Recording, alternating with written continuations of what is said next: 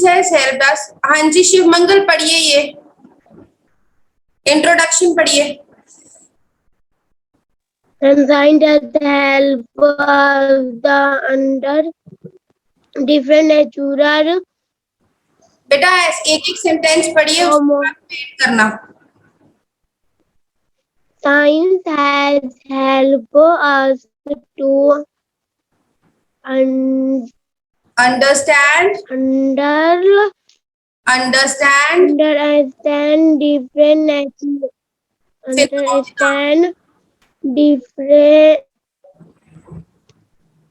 natural natural phenomena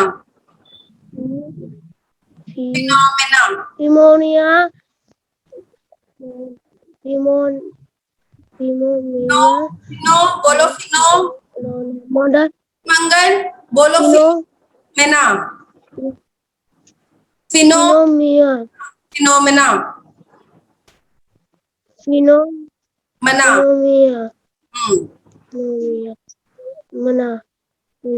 मना। Science five metal have helped us. Shiv Mangal आप शिव मंगल wait बेटा, आप रोज बुक का एक पेज पढ़ेंगे। मैम आपकी आवाज बाकी सबके लिए मेरी आवाज कट रही है क्या? No ma'am. शिव मंगल शिव मंगल आप रोज बुक का एक पेज पढ़ेंगे या न्यूज़पेपर पढ़ेंगे, मिरर के सामने बैठकर जोर जोर से ऊंचा बोलकर। ओके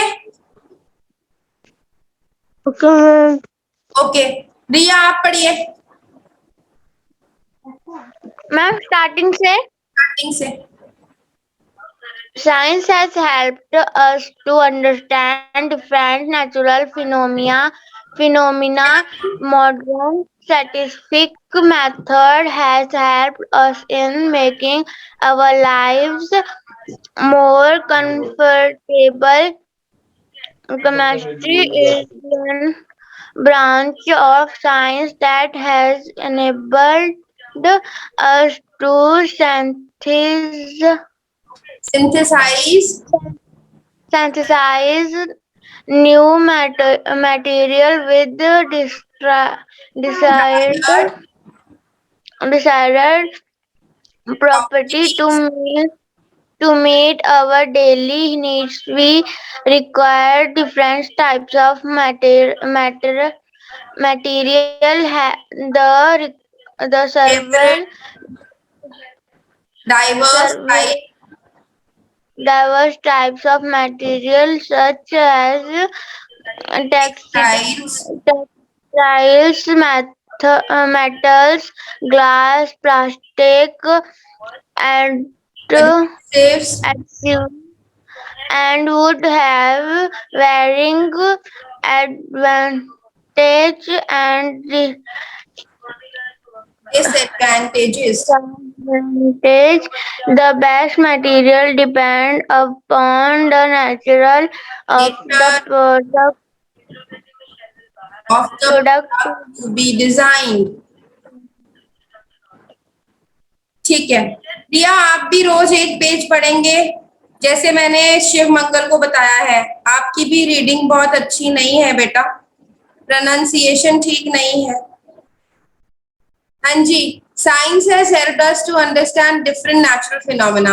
हमने साइंस की हेल्प से बहुत सारे नेचुरल फिनोमेना को अंडरस्टैंड करना सीख लिया है। हमने हर चीज का साइंटिफिक रीजन हम लोग बनाते हैं। सपोज करो कि रेनबो आ रहा है तो वो क्यों आ रहा है, क्योंकि डिस्पर्शन हो रही है लाइट की, तो ये साइंटिफिक रीजन है।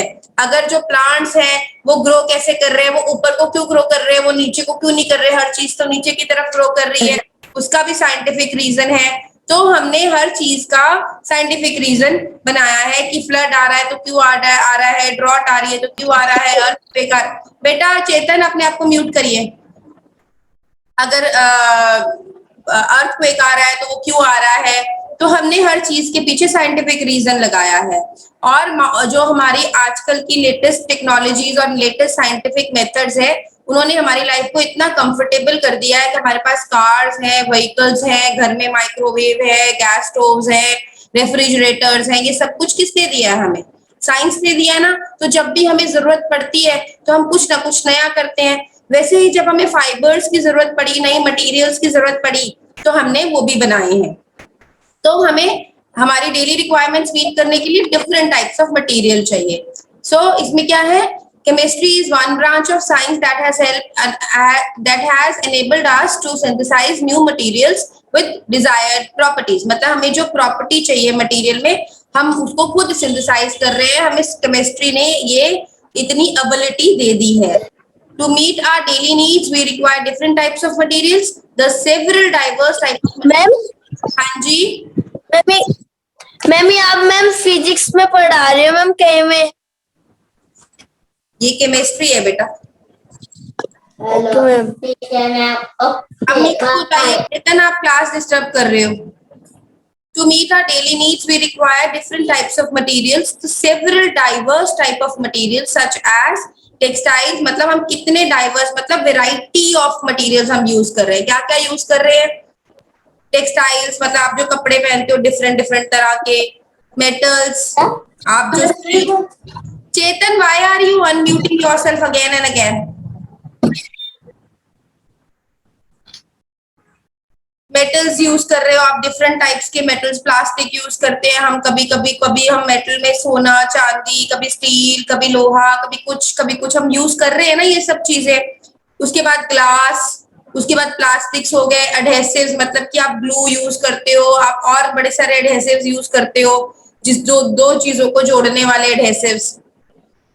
वुड, जैसे कि हम लकड़ी का सामान यूज करते हैं। तो इनके हर एक चीज के अपने एडवांटेजेस हैं इन मटेरियल्स के, और डिसएडवांटेजेस है।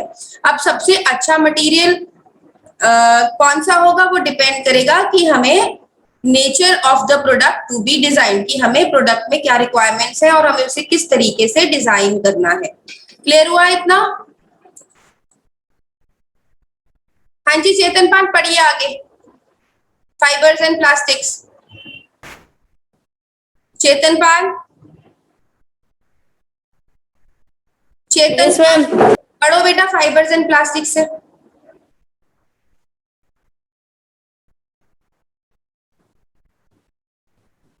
पढ़िए चेतन, आपने पढ़ना है या नहीं? हाँ जी करणदीप, पढ़िए फाइबर्स एंड प्लास्टिक से। Yes, ma'am. Fiber and plastics are non-chain molecules made up of small units joined together. Each देखिए small unit बेटा, is एक एक actually सेंटेंस पढ़ के रुकते जाना, एक एक सेंटेंस पढ़ के रुकते जाना। फाइबर्स और plastics are long chain molecules made up of small units joined together. अब ये फाइबर्स और प्लास्टिक्स में क्या होता है कि ये बहुत लंबी चेन है, लेकिन इसमें छोटी छोटी यूनिट्स हैं। क्या यूनिट्स हैं वो मैं अभी आपको बताती हूँ। हाँ जी आगे पढ़िए। each small unit is actually a simple chemical substance.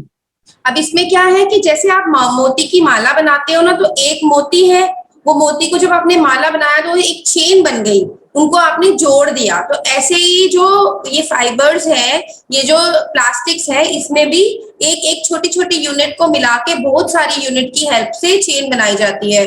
और हर एक यूनिट जो है वो एक अपने आप में एक केमिकल सब्सटेंस है। जैसे वो मोती की अपनी आइडेंटिटी है ना, और वो माला की अपनी आइडेंटिटी है, तो वैसे ही उसमें भी हर केमिकल जो छोटा पार्टिकल है, स्मॉल यूनिट है, उसकी अपनी प्रॉपर्टीज है और अपनी पर्सनालिटी है, अपनी आइडेंटिटी है। ठीक है? हाँ जी। Many such small units combine to form a large single unit is called a polymer. अब वो बहुत सारी छोटी छोटी यूनिट्स जो मिलके उसने वो बड़ी यूनिट बनाई, मतलब वो माला जो बनी, उसको पॉलीमर कहते हैं। क्या कहते हैं? Poly, POLY। Poly means many, मर मीन्स छोटी छोटी यूनिट्स, पॉलीमर। हाँ जी बेटा। The word polymer comes from two Greek words.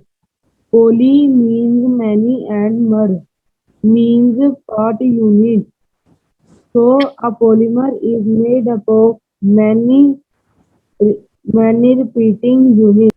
हाँ जी, तो देखिए वो एक यूनिट जो है वो बार बार रिपीट हो रही है ना, वो एक मोती एक तरह का वो हर बार रिपीट हो रहा है, तो वो पॉलीमर बना रहा है। और वो जो एक मोती है, एक यूनिट है, उसको मोनोमर कहते हैं। मोनो का मतलब होता है वन, मर का मतलब यूनिट, पॉली मतलब मेनी यूनिट्स, मोनोमर मतलब वन यूनिट। ओके, हाँ जी।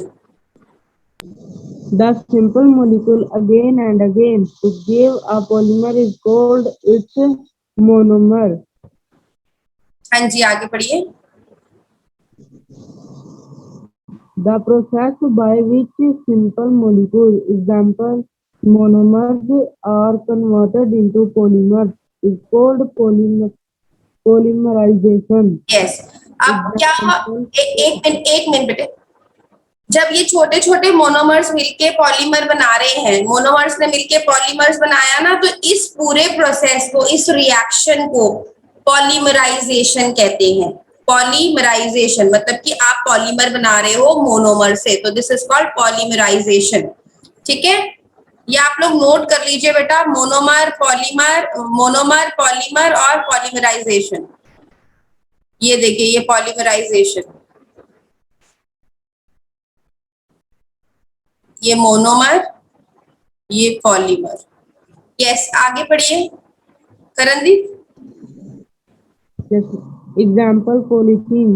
A polymer पॉलीइथाइलिन of बेटा, प्रॉपर्ली पढ़ो, polyethylene. polyethylene, a polymer of ethylene. Ethylene, ethylene के जब हम इथाइलिन की यूनिट्स को मिलाते हैं ना, आपस में रिएक्शन कराते हैं और पॉलीमराइजेशन रिएक्शन होता है, तो उससे हमारा क्या बनता है, पॉलीइथाइलिन। ठीक है, हाँ जी, आगे पढ़िए। All polymers are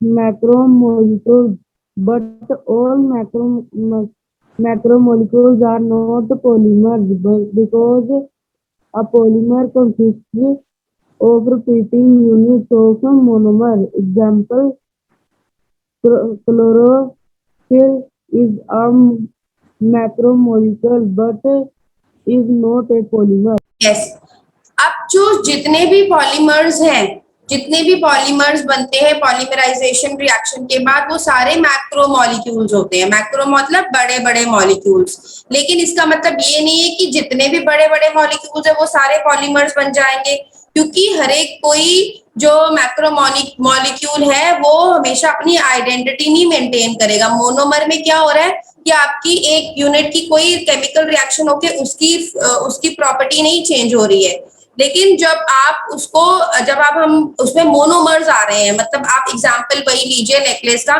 कि उसमें बीड्स हैं, लेकिन अगर हम हर एक चीज को उस तरीके से नहीं ले सकते, उसका केमिकल रिएक्शन हो जाएगा तो उसकी वो मोनोमर नहीं रह जाएगा ना। तो हर जो पॉलीमर है वो मैक्रोमोलिक्यूल है, लेकिन हर मैक्रोमोलिक्यूल जो है वो पॉलीमर नहीं है।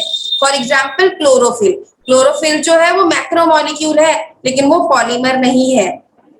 ये एग्जाम्पल आपने याद रखना है, chlorophyll is a macromolecule but it is not a polymer. Underline कर लीजिए अपनी बुक में।